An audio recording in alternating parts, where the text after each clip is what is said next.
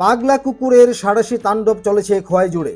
এখন পর্যন্ত একটি পাগলা কুকুরের কামড়ে মারাত্মকভাবে আহত হয়েছেন 7 জন পথচারী।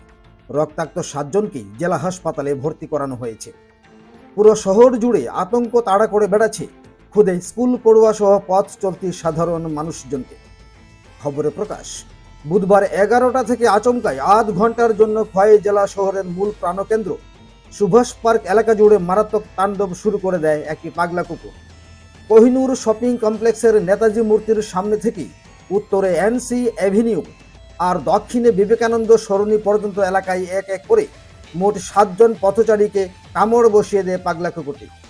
কোহিনুর শপিং কমপ্লেক্সের নেতাজি মূর্তির সামনে থেকে উত্তরে এনসি অ্যাভিনিউ আর দক্ষিণে বিবেকানন্দ সরণি পর্যন্ত এলাকায় এক এক করে মোট 7 জন পথচারীকে কামড় বসিয়ে দেয় পাগলা কুকুরটি। মুহূর্তেই গোটা শহরের বুকে দৌড়াদৌড়ি শুরু হয়ে যায়।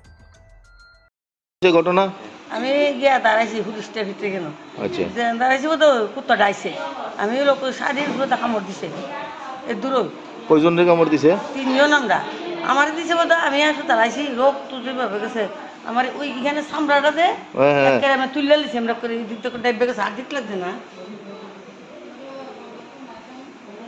এখন আমার পরে ওই ওই তারপরে দিতে যাইছে। কোন জায়গায়?